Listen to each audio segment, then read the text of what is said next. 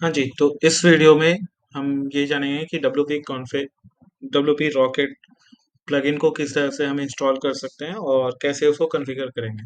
तो स्टार्ट करते हैं इस वीडियो को।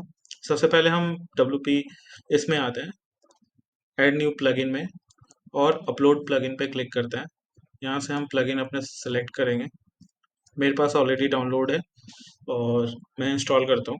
क्योंकि डब्ल्यूपी रॉकेट फ्री वर्ज़न इसके अवेलेबल नहीं है, you have to purchase the plugin.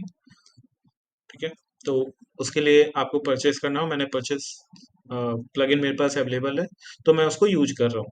ठीक है, और इस वीडियो में हम वही जानेंगे कि क्या क्या इंपॉर्टेंट कॉन्फ़िगरेशन हमें रिक्वायर्ड है और किस चीज़ें को हमें करनी चाहिए, किससे ज़्यादा लोड हमारे सर्वर पे पड़ता है और क्या बेनिफिट्स हैं इसके, कितनी स्पीड बेनिफिट हो सकती है।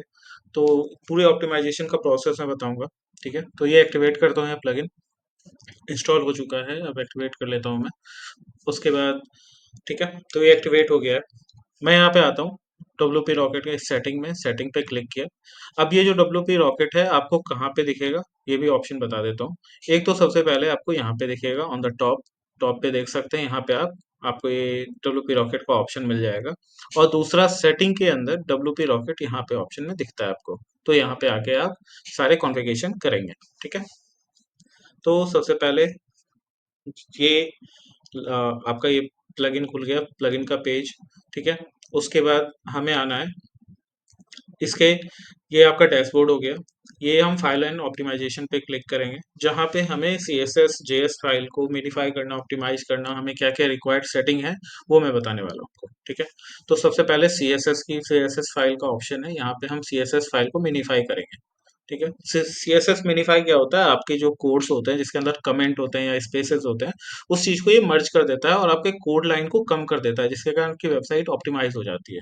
ठीक है, optimise C S S delivery, तो ये आपका क्या करता है, जब वेबसाइट ट्रेंडिंग करती है ना सेम टाइम पे, तो सी एस एस को कब लोड करना है, न्यू सी एस एस की रिक्वायर्ड नहीं है तो उसको हम लोड नहीं करेंगे, उसके लिए हेल्प करती है, तो हम इसको यूज करेंगे। अब ये डिपेंडेंसी आपको यहाँ पे जब हम इसको टिक करते हैं तो उसके बाद आता है ऑप्शन की रिमूव अनयूज सीएसएस या लोड, ये वाला ऑप्शन दो आते हैं। तो आपको क्या करना है, ये देखिए एक्चुअली है ना, रिमूव अनयूज सीएसएस, अगर हम एक्टिवेट इसको ऐसे एक्टिवेट हमने कर दिया तो इसमें एक प्रॉब्लम आ सकती है। वो प्रॉब्लम ये है कि कुछ फंक्शनैलिटी, अगर जैसे आप आपका कोई जेएस फाइल रन होना बंद हो जाएगा ऑन द सेम टाइम, कोई सीएसएस फाइल जो आपका रन हो रहा होगा या कुछ आपने इनलाइन सीएसएस कर रखा होगा, वो इम्पैक्ट कर सकता है ऑन द सेम टाइम, अगर आपने रिमूव अनयूज सीएसएस कर लिया तो। ठीक है, इसकी सबसे बड़ी प्रॉब्लम ये है, इसलिए हम ये दूसरा ऑप्शन सेलेक्ट करते हैं। इसमें आपको क्या होगा कि आपके सारे सीएसएस प्रॉपर्ली चलेंगे, आपको ज़्यादा आपकी आपकी वेबसाइट भी ऑप्टिमाइज होगी प्रॉपर्ली, तो हम इसको सेलेक्ट करते हैं। नेक्स्ट आते हैं जावास्क्रिप्ट में, same as minify JavaScript file होगा जहाँ पे हम क्लिक करेंगे, ये आपके जेएस फाइल को जो भी स्पेसेस कमेंट होंगे उसको रिमूव कर देगा। उसके बाद सेकंड ऑप्शन को हम क्लिक करते हैं, सेम एज यहाँ डिले जावास्क्रिप्ट एजुकेशन है, इस पे हम क्लिक करते हैं। अब आता है ये ऑप्शन। ठीक है, अब इसमें हम जो भी हमने प्लगइन या हम कुछ एनालिटिक्स कोड ऐड करते हैं या वो हम डिले लोड कराएं, उसके लिए ये ऑप्शन होता है। ठीक है, तो अब जैसे ये जो ऑप्शन होता है, जैसे मान लीजिए हमने गूगल एनालिटिक्स डाला, ये हमने टिक कर दिया, तो ये क्या करेगा, गूगल एनालिटिक्स को डिले लोड नहीं होने देगा, ऑन सेम टाइम पे ये लोड हो जाएगा, जिसके कारण आपकी वेबसाइट की स्पीड भी थोड़ी स्लो हो सकती है, क्योंकि ये स्क्रिप्ट इसकी ऐड होती है। इसलिए हम इसको अनटिक ही रहने देते हैं, जब तक रिक्वायर्ड ना हो तब तक करने की कोई जरूरत भी नहीं है। ठीक है, हम ऐसे इसको छोड़ देते हैं। अब ये आता है एक्सक्लूड जावास्क्रिप्ट फाइल। ये जो ऑप्शन है ये बहुत इंपॉर्टेंट ऑप्शन है। बहुत बार क्या होता है, जब आप अपनी वेबसाइट पे ये कॉन्फ़िगरेशन कर देते हैं, डिले जावास्क्रिप्ट एग्जीक्यूशन, तो इसमें एक दिक्कत आती है कि आपकी वेबसाइट रेंडिंग नहीं होती है। ये एसईओ वाले आपको एक पॉइंट देंगे कि ये रेंडिंग आपकी वेबसाइट प्रॉपर्ली नहीं हो रही है, एचटीएमएल प्रॉपर तरीके से लोड नहीं हो रहा है, ये एक बहुत बड़ा इशू आता है। या कोई प्लगइन के साथ कॉन्फ्लिक्शंस वगैरह शुरू हो जाती है। तो इसके लिए आपको ज़्यादा कुछ नहीं करना, बस ये कमेंट, ये कोड इन्होंने दे रखा है, बस ये कोड लेके यहाँ पे पेस्ट करना है और बस यहाँ पे सेव चेंजेस करना है। ये आपका ऑप्टिमाइज जेएस एंड सीएसएस, ये आपका कॉन्फ़िगरेशन डन है। अब आते हैं मीडिया फाइल में। मीडिया के अंदर ये आपको होता है कि लेजी लोड होना चाहिए, डायमेंशंस जो एक्स्ट्रा डायमेंशंस के एरर्स आते हैं इन साइट्स पे, या जीटी मैट्रिक्स पे उसको रिजॉल्व करने के लिए। तो हम एक इनेबल फॉर इमेजेस करते हैं। सीएसएस बैकग्राउंड में जो इमेजेस लगे होते हैं, सीएसएस के थ्रू हम कॉल करते हैं बैकग्राउंड इमेजेस को, उसको कैसे हम ऑप्टिमाइज कर सकते हैं, उसके लिए ये टिक करते हैं। आई फ्रेम जो वीडियोस वगैरह यूट्यूब्स वगैरह अपलोड करते हैं उसके लिए ये थोड़ा लेजी लोड थोड़ा डिले होके करे, उसके लिए सेलेक्ट करते हैं। तो ये सारे ऑप्शंस आप सेलेक्ट करोगे, उसके बाद आते हैं इमेज डायमेंशन, ये 100% आपको सेलेक्ट करना है, ठीक है? क्योंकि ये बहुत से आपके ऑलमोस्ट स्पीड आपकी बढ़ेगी इन सब सारे सेटिंग्स से जो मैं अभी बता रहा हूँ आपको, ठीक है? अब आते हैं प्रीलोडर, ये बहुत इंपॉर्टेंट सेगमेंट है। इसमें क्या है कि आपका जो ये प्रीलोडर है, ये डिपेंडेंसी आपके सर्वर पे रहेगा कि आपकी वेबसाइट का जो कैश है, ये अपने एंड पे वो एक बना के रखेगा, और अगर आपने एक्टिव किया है तो आपके सर्वर लोड पे भी इम्पैक्ट कर सकता है, ठीक है? अगर आपके सर्वर पे कोई कैश प्लगइन इंस्टॉल नहीं है, जैसे आप मैं एग्जांपल बता रहा हूँ, जैसे आप किसी सी पैनल को यूज कर रहे हो तो आप इसको एक्टिव कर लो, ठीक है? अगर कोई आप जैसे डब्ल्यूपी इंजन है रिलेटेड उसको डेडिकेटली वर्डप्रेस के ही वेबसाइट को होस्ट करता है, वहाँ पे वो ऑलरेडी आपको कैश प्लगइन देते हैं इनबिल्ट सर्वर एंड से। तो आपको इसको नहीं करना है क्योंकि वो लोड आपकी लोड टाइम ज़्यादा बढ़ा देता है, तो इसको छोड़ देना है। अगर आप एक नॉर्मल सर्वर यूज़ कर रहे हैं, तो आप इसको यूज़ कर सकते हैं, ठीक है? तो हम इसको अभी यूज़ करते हैं क्योंकि एक सी पैनल पे रखते हैं, ठीक है? ये हमने ये क्लिक कर दिया। ये जो आपको फ्री फेच डीएनएस रिक्वेस्ट है, इसको आप ऐसे ही छोड़ सकते हो, ठीक है? अब आते हैं ये वाला ऑप्शन जो दिख रहा है प्री लोड फॉन्ट।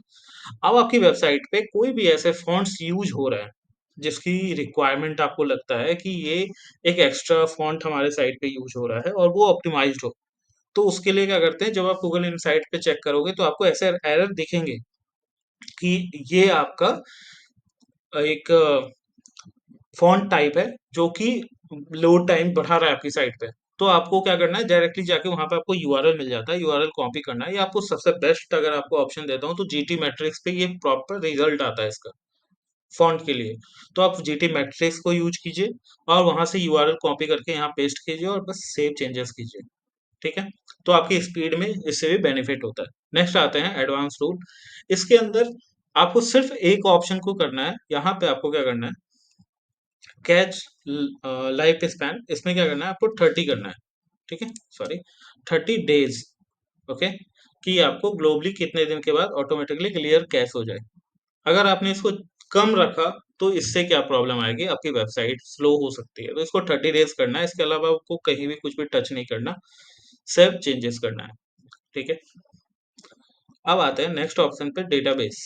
डेटाबेस में आपको क्या चेक करना है, यहाँ पे जो है रिवीजन, जितने भी रिविजिट डेटाबेस में कोई फाइल्स होगा या कोई ड्राफ्ट फाइल होगा, कोई ट्रैश में पोस्ट होगा, और स्पैम कमेंट्स होगा या ट्रैश में होगा, जो भी अनवांटेड डेटा होगा ये ऑटोमेटिकली उसको डिलीट कर देगा। और ये भी आप अपने डिपेंडेंसी के हिसाब से बना सकते हो कि ये डेली बेसिस पे करिए या वीकली पे। मैं वीकली पे रखता हूँ जनरली, वीकली रखता हूँ, ठीक है? सेव चेंजेस करेगा, वो एक क्लीन अप करेगा और आपके सर्वर से अनवांटेड डेटा जो ट्रैश में गया है या ड्राफ्ट में गया है, कमेंट है या कुछ भी है, वो डिलीट कर देगा उसको, ओके? अब नीचे आते हैं सीडीएन इंटीग्रेशन, ओके? ये सीडीएन इंटीग्रेशन उसके लिए है जब आप डब्ल्यूपी रॉकेट से, क्लाउड फ्लेयर से, किसी भी सीडीएन से आप परचेस करते हैं अपना खुद का सीडीएन, तो आप उसको यहाँ पे कॉन्फ़िगर कर सकते हैं। डायरेक्टली आपको सीडीएन यूआरएल ऐड करना है और सेव करना है, तो आपके ये सीडीएन वर्क करने लगेगा, ठीक है? इसके अलावा इसके अंदर कुछ भी हम सेटिंग नहीं करते हैं। और अगर आपको आपके पास आप चाहते हो कि रॉकेट का सीडीएन यूज़ करें, डायरेक्टली आप यहाँ से परचेस कर सकते हैं गेट स्टार्ट करके। आपको एक सीडीएन मिल जाएगा और आपकी वेबसाइट की स्पीड अच्छी खासी हो जाएगी, ठीक है? नेक्स्ट ऑप्शन आते हैं हार्टबीट पे। हार्टबीट पे आपको क्या करना है, ये एक और इम्पोर्टेंट पॉइंट है जहाँ पे आपको कंट्रोल हार्टबीट पे क्लिक करना है, ये बहुत ज़रूरी है। उसके बाद आते हैं रिड्यूस और डिसेबल हार्टबीट एक्टिविटी।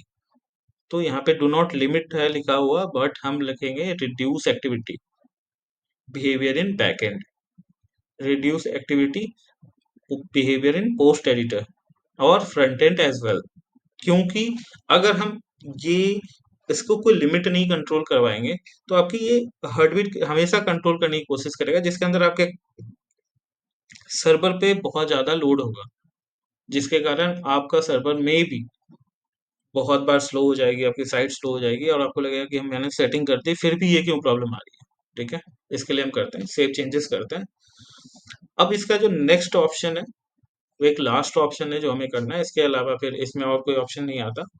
तो यूजर के लिए कैश हमें क्रिएट करना है तो आप इसको इनेबल कर सकते हैं, वैनिश कर सकते हैं, ये बहुत इंपॉर्टेंट है। और वेब पी फॉर्म में आपके इमेजेस को ये यूजर को दिखाए, ये एक्टिवेट कर लीजिएगा। आपको कुछ स्पेशल प्लगइन यूज नहीं करना है, ये ऑटोमेटिकली यूज करेगा। अब आपके पास अगर क्लाउड बेस क्लाउड फ्लेयर के थ्रू आपने कॉन्फ़िगर कर रखा है अपनी साइट को, तो आपको बस यहाँ पे इसे एक्टिवेट करना है। ठीक है, उसके बाद जैसे ही आप इसको ऑन करते हैं तो आपको एक ऑप्शन दिखेगा यहाँ पे, क्लाउड फ्लेयर। ठीक है, क्लिक करना है। यहाँ पे आप ग्लोबल एपीआई डालोगे, ये जिस ईमेल से बना हुआ है वो जी जोन आईडी डालोगे, और इसमें ऑप्टिमल सेटिंग और रिलेटिव प्रोटोकॉल इसको सिलेक्ट करना है और सेव करना है।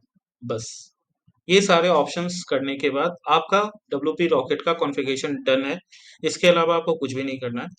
जब भी आप वेबसाइट में कुछ भी चेंजेस करेंगे, उसके बाद आपको यहाँ टॉप पे जो यहाँ दिखा हुआ है, यहाँ clear and preload cash clear, बस इस पे क्लिक करना है। आपके वेबसाइट पे जो कैश बना होगा, जो आपके चेंजेस सेम टाइम पे नहीं दिख रहे होंगे, वो चीज़ आपको ये ऑटोमेटिकली कैश क्लियर होगा, आप आके करोगे और कैश क्लियर होते ही आपको दिख जाएगा। ठीक है, आई होप ये आपको हेल्पफुल होगा।